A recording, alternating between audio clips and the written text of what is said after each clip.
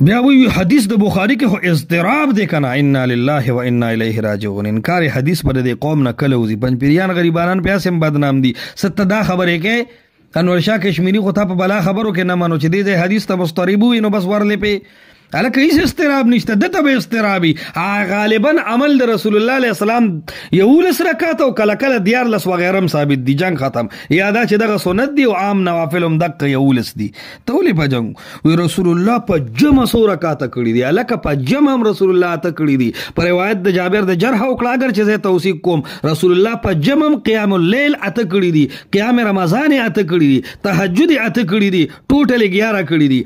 کوم ځای نه ثابت د روایت د جابر مې ته وې ته وې چې پاغه مې جرح وکړه نو 2 جواب اورا، یو زه هغه توثیق ثابتوم، بل کاغه پریک د مم در سره لکه پرېده مې نه تھا ځکه چې تا خو بیا په نور ورزي نو ما کان یزيد فی رمضان ولا فی غیره الا 11 رکعه. د پجمه د صحیح حدیث نه ثابت شو، عدد د بخاری نه ثابت شو، د جابر د روایت د سرزه کلاریګم ځکه چې هغه تعالی نقصانی ګرځي ته بیا روان خوندلې.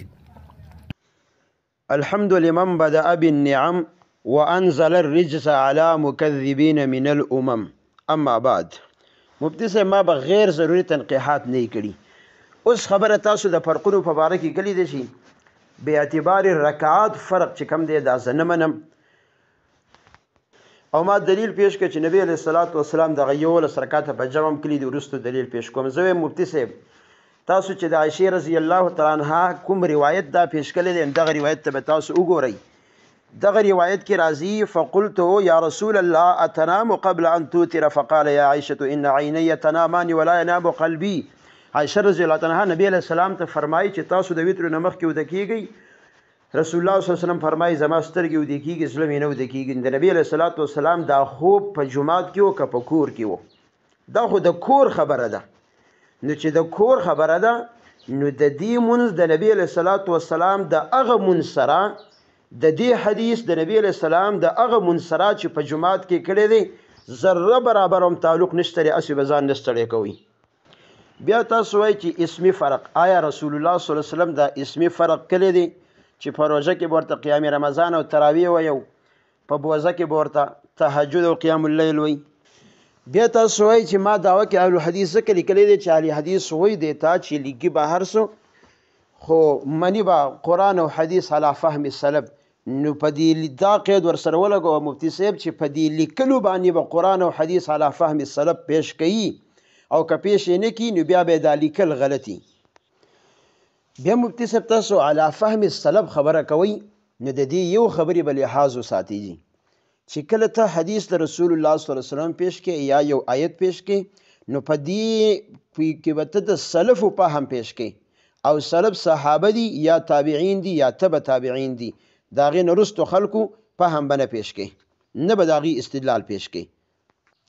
ها کته چې سلف سلفي په دې معنی چې د سلف تابعداري نو بیا اگر چې هر یو عالم د خپل نوم سره سلفي نه لیکي خو په نفس الامر کې هر عالم د دې دعوه کوي چې زه د سلف تابعدار یم نو بیا به د هر کس او ناکس خبره چې کم دی دا پیش کولم یو دا به بیا منلم غواړي. او که اصطلاحي سلف یادي نو بیا به په هم د صحابه یا د تابعین یا د تبع تابعین دغه نظر به ته په حدیث باندې پیش کې یا د قرآن په آیت کې ورستنی علما باندې پیش کې. باقی سلف پسې د تللو خبره ده نو که په یو عالم پسې ځي او که په ټولو پسې ځي نو د دې نوم دی تقلید چې هغه لابودي دی زمونږ دپاره. ورنه بیا به د عالم نوم په خوله باندې نه راځي، بس صرف قال الله قال الرسول خبره وي وروسته به کې د چا نظر پیش کول بیا نه. بیا تاسو د تخصیص او د تعمیم خبره کوئ. ګوره مفتی صاحب زه وایم تخصیص که دی نو هغه په دې معنی باندې دی چې قیام رمضان یا تراویح کې تخصیص دی او په قیام اللیل او تهجد کې تعمیم دی. نور تهجد او قیام اللیل د قرآن نه ثابت دی او هر چې تراویح دی هغه د احادیثو نه ثابت دی. موږ د سره د هغې تعلق د قرآن سره منو، د قرآن نه د هغې هېڅ ثبوت نشته. نو چې زه د قرآن نه ثبوت نه پیش کوم نو زه د قرآن د آیت نه تخصیص کله ما کړی دی او په څه باندې زه تخصیص کوم؟ زه خو د هغې لپاره یو مستقل نص ګڼم، یو جدا نص ولا پیش کوم، یو جدا دلیل ولا پیش کوم. او زه خو دا دعوه لرم چې تراویح د قرآن نه ثابت نه دي بلکې دا د پیغمبر د فرمان نه ثابت دي. او دا خبره چې د امام بخاری خبره به سند ده دا واوره. ابن حجر وی دغه فتح الباری مقدمه کې 673 صفحه ده. وقال الحاكم ابو عبد الله الحافظ اخبرني محمد بن خالد حدثنا مقسم بن سعد قال كان محمد بن اسماعيل البخاري اذا كان اول ليله من شهر رمضان يجتمع اليه اصحابه فيصلي بهم ويقرأ في كل ركعه 20 آية. بياش فكر خمخكوي قال وكان يصلي في وقت السحر 13 ركعه ويوتر منها بواحده. نو دا دو منځونه شو. اوس دا خبره ته چې کم ځای کې ویلې دي نو آیا دا خبره لازم نه چې امام بخاری وی چې دا می تراویح وکړي دا می تهجد وکړي؟ خدا دو منځونه رالل، دا یو تهجد چې ټول کال به کېدل، دا یو تراویح دي چې صرف په رمضان کې په جمع باندې کېدی. امام بخاری کړی دي. کته وی چې چا ویلي چې شلې کړی دي نو زم چا ویلي دي چې یو لسې کړی دي. الته کې خدغه ورستو چې راځي نو تهجد هغه هم 14 رکعات د امام بخاری راځي. نو چې ته وی چې چاوي چې شری کړي دي زم چې چاوي چې یو لسې کړي دي. خو چې څنګه رسول الله صلی الله علیه وسلم نه دغه درو شپو کې خبره مبهمه پاتې ده، دلته د امام بخاری خبره مبهمه ده، فعل مبهم دی. بیا تاسو وایي چې خامخا به د رسول الله صلی الله علیه وسلم نه ثابتوي چې په یوه شپه کې نبی علیه الصلاۃ والسلام دو منځونه کړي دي. نو دا واوري دلیل مسلم کی کتاب الصيام کی باب النهي عن الوصال في الصوم کی روایت دی. عن انس رضي الله عنه قال كان رسول الله صلى الله عليه وسلم يصلي في رمضان فجئت فقمت الى جنبه وجاء رجل اخر فقام ايضا حتى كنا رهطا. یو جماعت جوړ شو. فلما حس النبي صلى الله عليه وسلم ان خلفه، نبی علیہ السلام ته پته ولګی چې موږ رسته ولاړ یو. جعل يتجوز في الصلاه، نبی علیہ السلام په مانځ کې تخفیف شروع کو. ثم دخل رحله، بیا کور تلال فصلى صلاه لا يصليها عندنا، التداس منځ کو چې موږ له دغه منځ نو کړي. اوس ګوره دې ځای کې مفتی صاحب استدلال څنګه دی؟ استدلال دا دی چې اول انس رضی الله تعالی عنہ فرمایي جعل يتجوز في الصلاه، دلتم الصلاه لفظ راغی او بیا ورسته وی چې فصلى صلاه.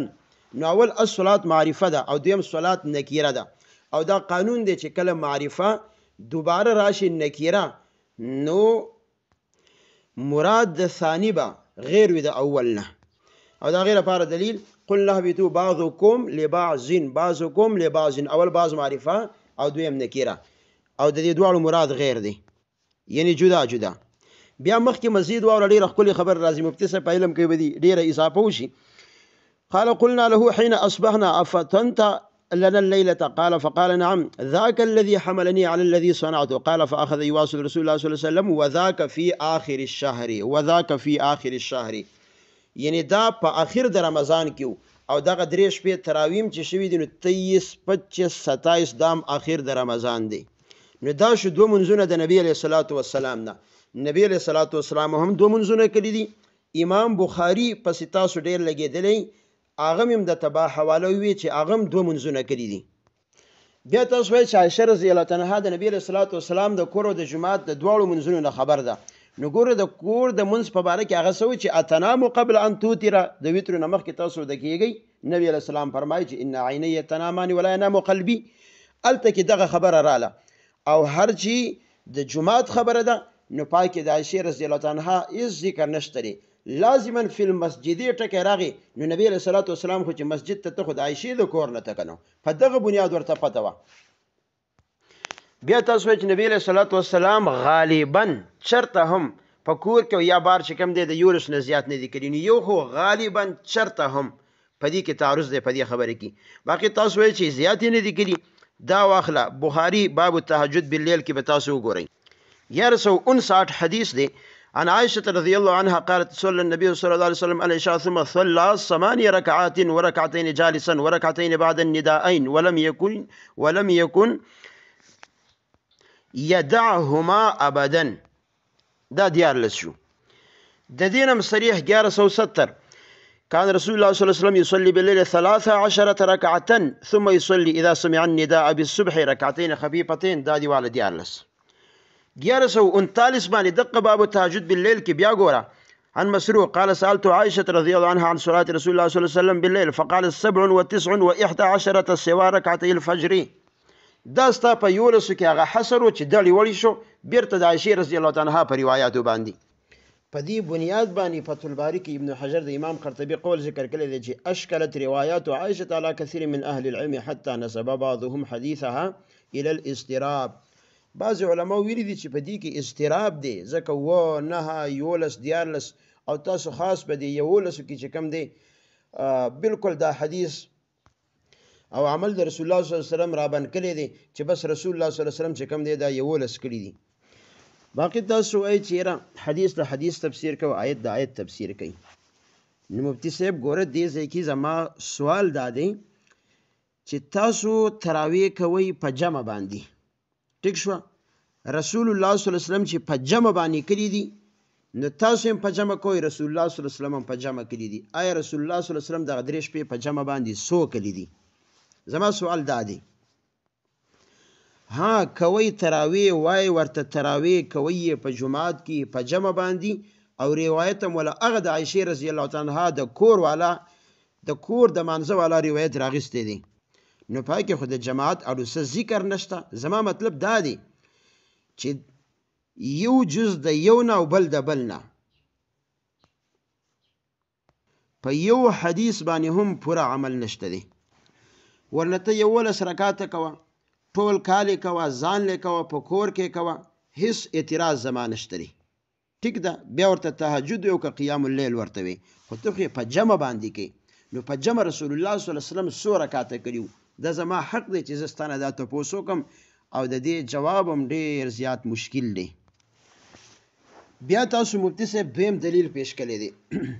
نو ګوره د دویم دلیل نه مخکې زه د اول دلیل په باره کې دا خبره کومه چې تاسو په دعوه کې لیکلي چې د نبی صلی الله علیه وسلم او د صحابه کرامونه غالبا معمول په قیام اللیل او قیام رمضان او تراویح کې 11 رکعات وو. اوس ګوره چې غالبا معمول د رسول الله صلی الله علیه وسلم په تراویح کې 11 رکعات وو، نو رسول الله صلی الله علیه وسلم چې دغه تراویح کړي دي او دا غالبا معمول چې څنګه وو، نو پکار دادا چې تاسو هم خپل غالبا معمول هغه سي برابر کړئ چې نبی علیہ الصلوۃ والسلام په رمضان غیر رمضان کې 11 رکعات غالبا کول، تاسو هم کوئ. نبی علیہ السلام په کور کې کول، تاسو هم په کور کې کوئ. نبی علیہ الصلوۃ والسلام ځان لکلی دي اتفاقی طور کې پسې څوک ولاړ هغه جدا خبره ده، تاسو هم ځان له جدا کوئ. خاص په رمضان کې په دغه 11 رکعاتو کې رسول الله صلی الله علیه وسلم قرآن ختم کړي، د دې هیڅ ثبوت نشته. 11 میاشتې په کور کې کړي او پوره میاشتې په جمعات کې کړي، د دې هیڅ ثبوت نشته. 11 میاشتې د شپې په اخري سکه کې کړي، صرف په رمضان کې د ماسوتن په مانځ پسې کړي، د دې هیڅ ثبوت نشته او نه تاسو پیش کړو. لہذا ستاسو د دلیل، ستاسو د دعوی او ستاسو د عمل سره هیڅ مناسبت پیدا نشو، نو دغه یو دلیل ستاسو بیکاره پاتې شو. په خپل ځای باندې حدیث ټیک دی، برابر دی، خو ستاسو مدعا ستاسو عمل تی نه ثابتېږي او هیڅ تعلق ورسره پاتې نشو. اوس راځم ستاسو دویم دلیل ته چې تاسو د ابن خزیمه په حواله باندې روایت پیش کړی دی چې عن عیسی بن جاریه عن جابر بن عبد الله قال صلى بنا رسول الله صلی الله علیه وسلم فی رمضان 8 رکعات والوتر الى اخره. ابن حبان کې مشته او نوري حواله تاسو ورکړي دي. مړه مفتی صاحب ما تاسو ډیر په زور او شور سره دعوه کوله، تاسو به مضبوطی خبرې کوئ. د رسول الله صلی الله علیه وسلم د په دغه روایت کې دا تو ثبوت د دې په مقابله کې دیواله روایت داسې کمزوري خبرې خو ما نه پیش کولی. مصنف د ابن ابي شيبه کې دویم جلد 166 صفحه ده. عن ابن عباس رضی الله تعالی عنهما ان رسول الله صلی الله علیه وسلم كان يصلي في رمضان 20 ركعه والوتر. بيهقي کې هم دغه روایت شته. کتاب الصلاة باب ما روي في عدد ركعات قيام شهر رمضان. چې داسې قسمه روایتو کې د ثبوت خبره شنو دا دواړو ګوري چې په کوم یو باندې جرح زیاته ده. اوس راځم ستا دلیل ته او د هغې سند ته. مفتی صاحب سند د دې روایت چې دی نو دا ضعیف نه بلکې د ضعفاو مجموعه ده، او زما امید نه و چې تاسو به داسې کمزوري خبرې پیش کوئ. د جابر رضی الله تعالی عنه نه ښکته د دې په سند کې راځي عیسی بن جاریه د څلورمې طبقې راوي دی، 120 هجري کې وفات دی. امام نساوی يروي عنه يعقوب منکر الضعفاء والمتروکین، دا منکر راوي دی. حافظ عقیلی په مفسر جرح نقل کوي، هغه وی عیسی بن جاریه روى عنه يعقوب القمي قال يحيى عیسی ابن جاریه عنده مناکیر دا مفسره جرح ده. الضعفاء الكبیر دریم جلد 383 صفحه. ابن ابي حاتم د يحيى ابن معين نقل کوي چې دا حدیث ډاکټر ورته ویل کیږي ليس حديث عيسى ابن جاريه بذاك لا اعلم احدا روى عنه غير يعقوب القمي. الجرح والتعديل شپږم جلد 373 صفحه. بل ځکه امام نسائی متروک الحديث حدیث نبیزان لري ساتي حدیث به پریدي. دارنګي ابن عادي وی احاديث او غیر محفوظه احادیث د سره محفوظ ندي. مفتی صاحب چرته یو محفوظ روایت راواله چې هغه صحیح سند برابري. د دینه کحکت راشه شاګرد یعقوب بن عبد الله القمی داغه په باره کې حافظ ابن جوزی الضعفاء والمتروکین کې د دارقطنی قول ذکر کوي چې ليس بالقوی دریم جلد 216 صفحه. امام زهبیم دغه قول نقل کوي چې ليس بالقوی دیوان الضعفاء 345 صفحه. امام نسائی وی ليس به بأس. سره د دینه مفتی صاحب چې راوی عیسی ابن جاریه منکر الحدیث شو، متروک الحدیث شو، مناکیر ورسره شو، احادیث محفوظ ندي، نو په کوم بنیاد باندې تاسو د دې روایت نه استدلال کوئ؟ ګوره که دا حدیث ټیک وي نو بیا د صحابه کرامو 10 رکعات تراویح کول د هغې هیڅ معنا نشته چې نبی علیه الصلاة والسلام صحابه کرامو له 10 رکعات تراویح کړو. صحابه کرام چې کوم دی په 10 باندې اتفاق کوي. باقي چې د کوم کتاب حوالم تاسو پیش کوئ نو د دې سره به سند وایي. پاتې شو احناف په استدلال کې پیش کول نو دې ته هیڅ ضرورت نشته دی. ته علی فهم السلف ویلی دی نو ته به د سلفو نظر پیش کې د هر حدیث نه او دارنګې هر آیت کې. اوس مفتی صاحب ما 2 دلایل پیش کړل. یو دلیل ما دعوه کې چونکې دا لګولی چې د نبی صلی الله علیه وسلم او د صحابه کرامو نه قولا او عملا، نو قولی باندې ما دلیل پیش کو تاوی چې دا ماته مسلم دی، ټیک شو. پاتې شو دا خبره ما عملا قید لګولی، نو عملی د رسول الله صلی الله علیه وسلم نه ما دغه ثابت کړ چې رسول الله صلی الله علیه وسلم تراویح کړي دي. اوس دې ځای کې خبره تاسو دا وکړه چې یاره زمونږ په 10 رکعاتو کې خبره ده، ستا په دې روایتو کې د 10 رکعاتو ذکر نشته. نو ما تاسو ته ویلي هم یو ځای کې مې نشاندهي کړې وه چې زما په دې دعوه کې دا قولا او عملا د دې تعلق د رسول الله صلی الله علیه وسلم سره دی، خو دا مال قیود بالاجماع د دې تعلق د صحابه کرامو سره دی. اوس تاسو چې څنګه دلیل پیش کو نو داسې دلیل خو زما له طرف نه په مبتو کې درواله د رسول الله صلی الله علیه وسلم نه عن ابن عباس رضی الله تعالی عنه عن رسول الله صلی الله علیه وسلم كان يصلي في رمضان 20 ركعه والوتر. رسول الله صلی الله علیه وسلم په رمضان مبارک کې 10 رکعات کول او وتر به کول. مصنف د ابن ابي شيبه درنګ بیهقي کې مخکې دې ته ما اشاره کړې و. کستا دغه د اتو ولا دلیلی نو بیا د 10 ولا هم دلیل دی د رسول الله صلی الله علیه وسلم نه او تطبیق یې پتا دی. بیا چون کې مفتی صاحب اجماع مونږ یو مستقل حجت ګڼو، بیا اجماع د صحابه کرامو بالخصوص، نو په دغه بنیاد باندې دا باور زما دریم دلیل دی. مالک عن يزيد بن رومان أنه قال كان الناس يقومون في زمان عمر بن الخطاب في رمضان ب23 ركعة. صحابه کرامو په د عمر بن الخطاب رضی الله تعالی عنہ په زمانه کې 23 رکعات کول. په دې بنیاد باندې انور شاه کشمیر رحم الله فیض الباری کې دویم جلد 567 صفحه ده. هغه وی نعم اتفقوا على ثبوتها 20 ركعه عن عمر رضی الله تعالی عنه. دا هغه انور شاه کشمیری دی چې تاوی چې دی په 10 باندې رد کړي، هغه په 10 باندې رد نو کړي، هغه صرف دا وی چې وعندي یعنی زما په نسبانی والمختار عندي انهما واحد، دی خپل رائے پیش کړي. پاتې شو دا چې یره د 10 په باره کې سوی نو دی دا حساب وي چې لا اقول انها لم تكن في نفس الامر، زدانیم چې په نفس الامر کې شل نشته، بل انما انکر النقل عنه بطريق صحيح. دی وی په صحیح طریقه باندې سره دینه نقل انکار کوم چې د نبی علیہ الصلوۃ والسلام نه نقل نشته. نو په صحیح طریقه باندې دی وی د نبی علیہ الصلوۃ والسلام نه چې کم دی 10 رکعات نه نقل په دغه مرفوع روایت باندې دی رد کړي. خو که چې استاد اتو والا دغه مرفوع روایت صحیح شي نو دا د 10 والا خو بیا په هغې باندې ډیر زیات د پاسه په مرتبه کې. بیا دی وی ګوره دا تا بار بعد نوشا کشمیری حواله پیش کولې ځکه زویم سال ابو یوسف ابا حنیفه رحمهم الله تعالى هل كان لعمر رضي الله عنه عهد من النبي صلى الله عليه وسلم في 20 ركعه؟ آیا د نبی علیہ السلام د عمر رضی الله عنه ته ثبوت دیو فقال له ابو حنیفه رحمه الله تعالی لم يكن عمر رضی الله تعالی عنه مبتدعا. حضرت عمر چې صحابه کرام په شلو جمع کول د رسول الله صلی الله علیه وسلم د بیعت لیدلی ځکه په شلو جمع کړي دي.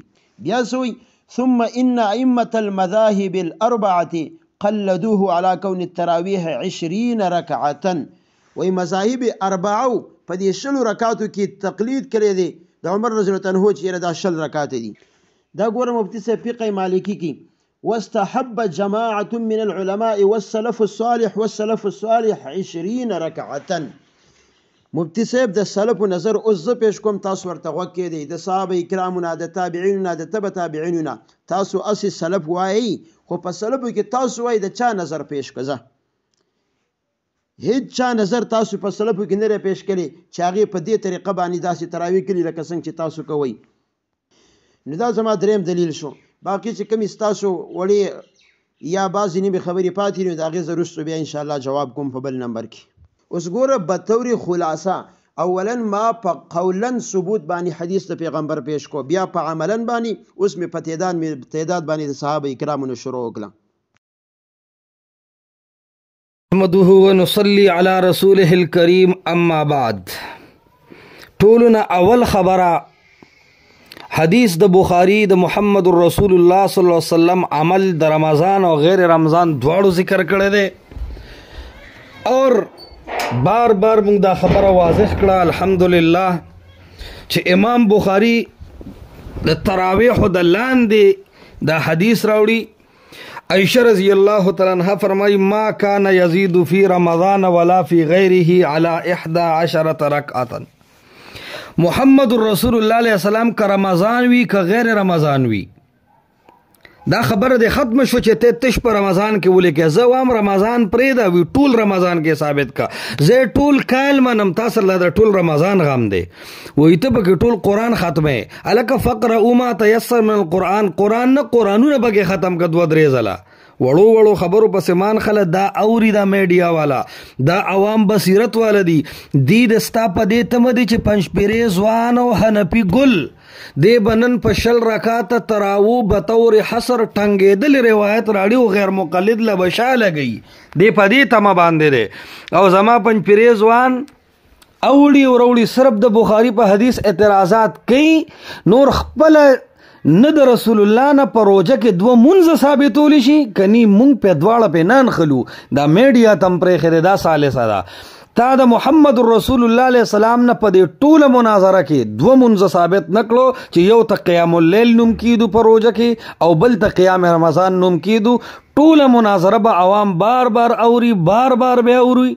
ما او تا پینان خلو ګورو بچ ته په ست طریقه د رسول الله 2 منځ ثابته پاتې استا شبهات نو جواب را روان دي. دویم تا د محمد رسول الله یا د صحابهونه په عمر باندې په دروغ تړلی شوی اجماع کې شل رکعات حسرن ثابت نکړو په صحیح سند سره. او کوم چې د غار غار سندونه دي ان شاء الله جواب دلکوم چې دا د سیدنا عمر په لمن باندې داغ دی او په دروغ او الزام دی.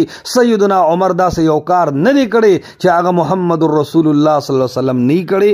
وضاحت را روان دی. نو ما کان یزید فی رمضان ولا فی غیره على 11 رکعه. عوام دی دا خبر بار باوري برو ګوره دا د حدیث امام بخاری وړه د پاس تراویح کې روایت دی د عائشہ رضی الله تعالی عنها باب په تلل د بابو فضل من قام رمضان حدیث نمبر تو ګوره دی کې عائشہ به وی ک روجه او ک کوجه رسول الله یولس رکعات کړی دی او دا غالب عمل د محمد رسول الله. البته مونږ ته ویلی نوافلو کې توسع د نو چې څومره په بازیات زینو ځا نو کده رسول الله علیه السلام نه سکم او زیات رکعاتونه ثابته نو یو جواب دی دا چې دا یا د سر د ماسختن نفل سنت جمع شوی دی یا ور سر د سار سنت جمع شوی دی. کدی جواب باندې اطمینان نی نو د دینه معلومه ده چې رسول الله علیه السلام خپل همیشه او ټول عمر یولس رکعات کړي دي. د دینه اخو دغه نه دی کړي. دا د دې حدیث نمبر او کنه ته وی چې نه 13 کې زما مراد وتر او دا او هغه نه دی او دا نفل دی نو بالکل نفلو کې توسع ده. خو کدا حدیث ضایع کې او بربادې نه نو بیا د دې معنی څه شو چې ما کان یزید فی رمضان ولا فی غیره. رسول الله روزه او کوجه دواړو کې د 11 رکعاتو نه زیات نه دي کړي. رمضان هم یاد کو اذان لري چې ته د رمضان نه قیام اللیل مراد لې، خو زه خو تم قیام اللیل علم، خو زه قیام اللیل رمضان یو شی ګڼم، صرف د میاشتې او د ورځې فرق دی، د رکعاتو د تعداد فرق نشته. دا خبره واضحه شوه.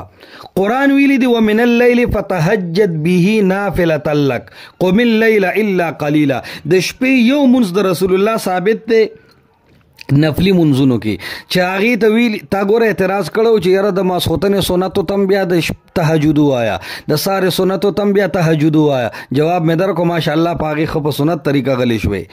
عرض دا دی چې نفلي منځ د شپې یادوم، د سارې د سنتو هغې ته خو د سارې سنت وایي، د شپې منځ ورته نه وایي. د ماسخوتنې هغه دوو نفلو ته خو د ماسخوتنې نفل او سنت وایي، د شپې منځ ورته نه وایي. ومن اللیل فتهجد به، مولوي صاحب زه بار بار د توام د احناف اصول د مات کړل، دا عام د کتاب الله د شپې یو منځ دی، فتهجد به د شپې صرف تهجد کوا. قم اللیل الا قلیلا د شپې قیام اللیل کوا. تهجد قیام اللیل تم وی چې یو شی دی، صرف قیام رمضان کې خبر. زوام رسول الله علیه السلام د شپې په منځ کې په قرآن کې عام یو منځ ثابت دی چې هغې ته قیام اللیل وی، هغې ته تهجد وی، هغې ته روژه کې قیام رمضان وی.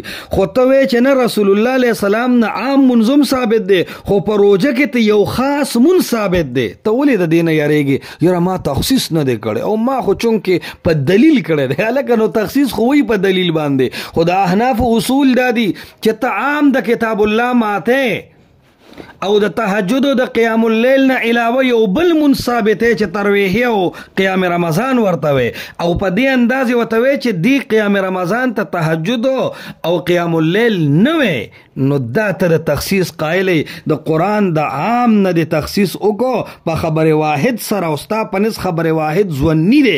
احادیث اخبار احاد چې څومره دي پنځپیریانې په اول نمبر او احناف ورسره دکه خبره کوي چې دا ځونی دي، کې دی شي رسول الله ویلي، کې دی شي د ایران شیعاګانو ویلي، لکه څنګه چې د ځنه یاران وی خو په هغې نه نښلو. نو عرض دا دی چې ته د کتاب الله د عام نه تخصیص کې، نو په داسې آیت اوس قیام رمضان ثابت کا چې قرآن آیت پشان متواتر قرآن پشان یقینی او قطعی آیت نه به اوس ته قیام رمضان هم ثابت ہے، ځکه دا ته د تهجد نه علاوه منځ ګڼې، نو علاوه چې شو نو دا تخصیص شو. دا زمونږ اولنی دلیلو. فهم السلف دا خبره بار بار وره، تا درې ځله تکرار کړی ده، نو زه به یو جواب وکم چې درې واړو ته کافي شي. دا د سلفو طریقه ده، شرح العقاید کې هم دي، عبدالعزیز فرهروي هم لیکلي دي، اور دا ابن حجر صاحب هم لیکلي دي، اور قربان دا تفسیر قرطبي او بحر المحیط هم لیکلي دي، او مشهوره قاعده ده چې ضرورت شي بیا به په ګڼې حوالې درکو انشاءالله، چې تحمل النصوص على ظواهرهما، نصوص په ظاهر حمل کې، دا د تمام امت اتفاق دی په دې باندې، ما لم يصرف عنها دلیل قطعی. نو سلف فهم دی ته وی چې حدیث ظاهر کې څه دي، ظاهر کې تراویح کې راوړی دی، نو دین امام بخاری تراویح ثابت دی، باب فضل من قام رمضان کې راوړی دی، نو قیام رمضان ته ثابت دی، 11 رکعتن راوړی دی، نو عدد ته ثابت دی. دې ته وی ظاهر امام بخاری راوړی دی په ظاهر پسیزو، سلفو کې د دې خلاف چا نه دی کړی، دی ته وی فهم السلف استدلال. خپل پرې د ستا د پردو انور شاه کشمیری نه هم ثابت کو، ته خو خبره خوري، دا انور شاه کشمیری صاحب یوازې نه مرحوم، د سره فتح القدیر د ابن حمام مو په هغې ته ځان غلی کې، احسننا نوتي مو دې کې یوسف بنوري مو، دا ټول د لرې کړو وي، دا یو د انور شاه کشمیری رایې ده، هلکه دا د ډېرو ګڼو خلکو رایې ده. بهر حال اوس خبره انداز په داسې باندې روانه ده چې تاسو یو فرمایش کړی دی چې یاره اتنامو قبل ان توترا، دا د کور والا روایت دی. هلکه جواب دا دی که کوري او کباري، ولې جومات کې خوب منع دی؟ اول خو سوال دا دی. ما د توی ما کان یزید فی رمضان ولا فی غیره، رمضان غیر رمضان، کور غیر کور، خو چې شپه ده د رسول الله هم دقه 11 رکعات دي غالبا. حدیث د بخاری بل د 924 عائشہ تنہا فرمائی فصلى في المسجد فصلى رجال بصلاته، فصلى في المسجد، عائشہ بے دو کور والا مون ذکر کوي خو ورسره د جمعات د احوالو نوم خبره ده. تر دې پورې چې ته یو بل روایت ځان سره نوٹ کا بخاری کې روایت دی او دام د عائشہ نه د 729 روایت یصلی من الليل فی حجرته د رسول الله د کور د منځ عائشہ خبر ده، د رسول الله د جمعات د منځ سیده عائشہ خبر ده، د رسول الله د حجرې د منځ عائشہ خبر ده. دا ټول منځونه راجمع کوي، روجا او کوجه ټول راجمع کوي او د ټول عمر بارک وي چې ما کان یزيد فی رمضان ولا فی غیره على 11 رکعه. رسول الله علیه السلام غالبا اډو د 11 رکعاتو نه زیات چرته کړي نه دي. دایم قیام اللیل دي، دایم قیام رمضان دي. امام بخاری ویره 2 ځله مونږ کړی دی، الکه یو 2 ځله دی، یو 3 ځله دی، یو 4 ځله دی، یو 2 قسمه دی. دی په یو شپه کې 15 ځلم قیام اللیل وکړه چې څومره دی وس دی کوه او اول کې مو که ماسخوتن 14 کېږي که پېشبندي راپاسې دی بیا مو وکړه. نو امام بخاري که 2 ځله وکړي که 10 ځله نو دې ته 2 ځله او 3 ځله وایي، 2 قسمه او 3 قسمه نه وایي. بیا وایي د امام بخاري دا کار مبهم دی، نو چې مبهم دی کلار شه دی که نه. بل دا امام بخاري الله دی که رسول دی، امام بخاري ذاتی عمل چا حجت ګرځولې دی. اگر چې دا نه دی کې د شلو اړو خبره نشته او جنگ ټول په شلو روان دی، دی کې 2 منځونو کې اړو فرق شته دی نه چې امام بخاري ویلي چې دا مې قیام اللیل دی او دا مې قیام رمضان دی. خو عرض دا دی امام بخاري له موږ ذاتي خبرې چرې نه منو. امام بخاري چې سند پیش نه کېږي نه داسې به پرېږدو لکه دا ډېر خلک هم چې پرېښی دی. بل تا ډېر غټ کړاو په دې ټکي باندې کړی دی چې مسلم کې روایت د انس دی رضی الله عنه چې یتجوز فی الصلاة فصلى صلاة لا يصليها عندنا. ماشاء الله وی فیتجوز فی الصلاة رسول الله سلام منځ را کم کو نو وی الصلاة معرفه ده، فصلى صلاة وی نکره ده او معرفه چې معاد شي نکره راشي رستو نو وی دا ثانی غیر وی دا اولنا. سبحان الله مولوی صاحب غیر مقلد شوی خو بزان پوهیږي نه چې د چا مجلس کې کینې د هغې اثر به د سر در باندې کېږي. ته موږ سره مخاطب نو تا نه نیم غیر مقلد جوړ شوی دی. که لغونده کې پرې صحیح روایاتو د تمسک وکړو دا د ابن عباس دی، دا دروغ دی، په هغې تړل پرېښودل، یزید ابن رومان دی پرېښودل، د هغې اپریشن را روان دی انشاءالله. نو کار دې سمیږي، نیم غیر مقلد شوی ځکه چې د دې حدیث نه دا استدلال امام ابو حنیفه کړی دی که نه. یو دویم د دې نه امام محمد امام ابو یوسف کړی دی او که نه د دې نه ستا فقهاو کړی دی او که نه. که ته په خپله وایې چې الصلاة معرفه ده او دومره بعید رستو نکره ده نو الصلاة نه به مثال قیام اللیل قیام رمضان والو، د صلاتن نه به مونږ بیا قیام اللیل والو. د اول سوال دا دی چې ته مجتهد شوې کم از کم دا تقلید خو مه پرېږده که نه یار، ډېرې خبرې دې پرېښودې. تقلید نه مه وځه، هم په د امام ابو حنیفه نه ثابتوه، د محدثینو د باب نه ثابتوه، ډېر تنګول مه کوه. دا د یو جواب شو. دویم جواب دا دی چې دا قواعد دي اکثري دي کلی نه دي، لکه زید له اوس معطوم ګوره وته او ماهر الفنون زیم او تنګول تکې دیخ کسونه قلار کې نه په صحیح نص باندې د رسول الله علیه السلام نه ثابت که چې قیام اللیل ځان لشي دی، قیام رمضان ځان لشي دی. غیر مقلد به راته نه جوړېږي. ته قاعده نیمه وې یو سړي بل ته وي ته به کیلون امتیاز اخلي، په ما به ټوله بوجه راوسپړې. نو مه کوه که نه دې فنونو تودیسونو ته ما وړه چې دا باز سم رواني هسې نه تنګ شي رانه یار.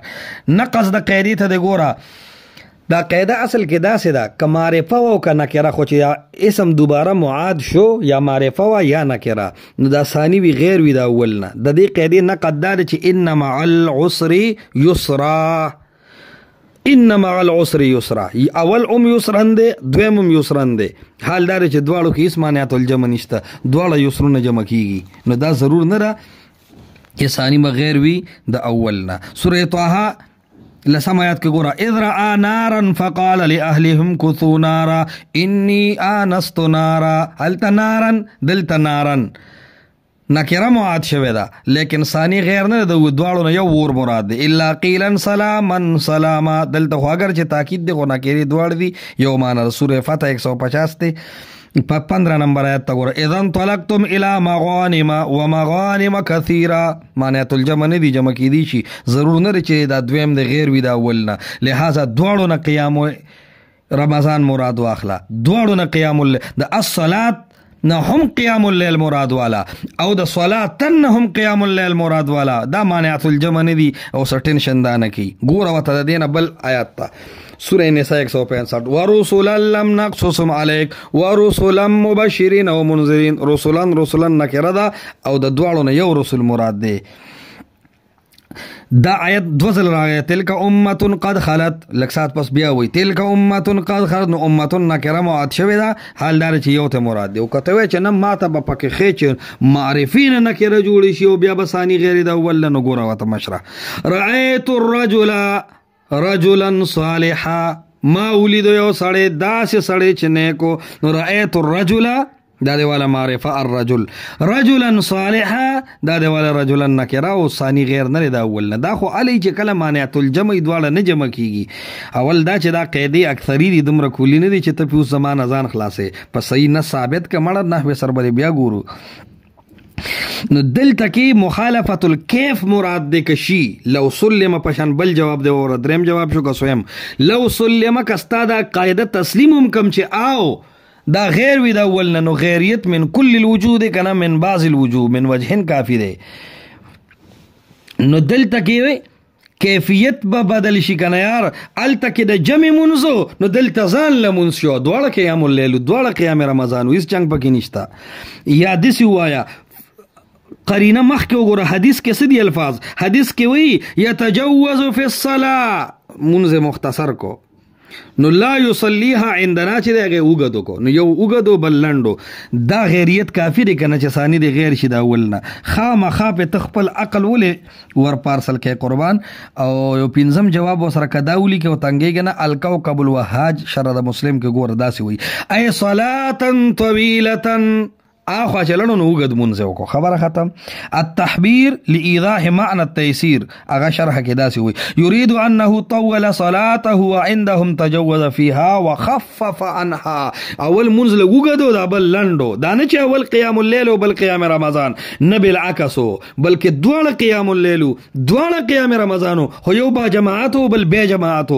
یو وګدو بل لندو مړت وذلك في اخر الشهر اخر الشهر هډیر شي نو پدې کې په یو منځ علم کې موږ له سم اضافه کوا خوشحالي ګو په علم کې بل اضافه وشي چې په اخر الشهر ټکي بکې وې نه ډېر اضافه وشو خو ته خطا کېږي قربان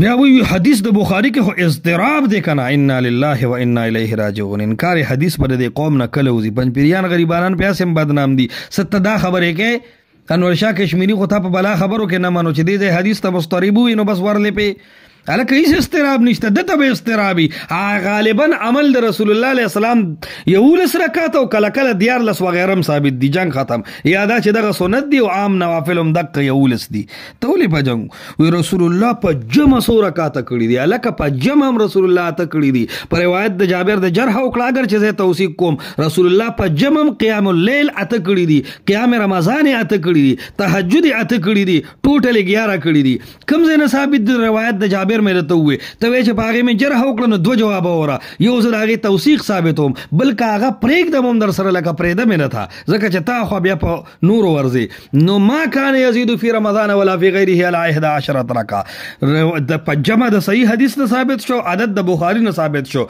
د جابر د روایت د سرزه کلاریګم ځکه چې هغه تعالی نقصانی ګرځي ته بیا روان خوندلې دا جواب تا ډېر مشکل دی مشکل با جماعت ثابت کا یار رسول الله علیه السلام فرمایل کنه چې پرس کیږي در باندې اشاره ردی ته چې کوي ختم قرانونه کوي اتصال بعد الاشان ولته مسوز لوي بیا ولې تکرار کې چې زوانه جوف الليل ټکم راغله د سیدنا عمر بخاری کې راځي وی غوراغه خلک دي چې ودی او د شپې اخر کې وکي خپل سیدنا عمر نه شامل شوی ور سره بل د دې خبرې په دې جواب د ځان مکمل غلی کو روایت د ابو داود چې کم د ابو ذر 1375 روایت دی چې الته په دوه منځونو رد دی فقام بنا حتى خشينا ان يفوتنا الفلاح یعنی السحور سیدنا عمر دی سره جمع نه کړي او ځان له مونږ کړی دی. سوال دا دی که د شپې 2 مونځ جایز وي ستا د قول مطابق په غیریت سره، نو سیدنا عمر به دې سره هم جمع کړی و، ځان له به هم کړو. ستا د قول مطابق دا به قیام رمضان شوی، ځان له چې کړو به قیام الليل شوی. د دې جواب دی ونه کو. سیدنا عمر دې سره جمع کې شریک نشو، بس هغه د یو مونځ کو. دویمه خبره د ابو ذر روایت داري چې رسول الله علیه السلام دا مونږ دومره وګت کو حتی خشینا ان يفوتن الفلاح، چې مونږ دومره وجریدو چې پښمنی ته خبره ورسېده.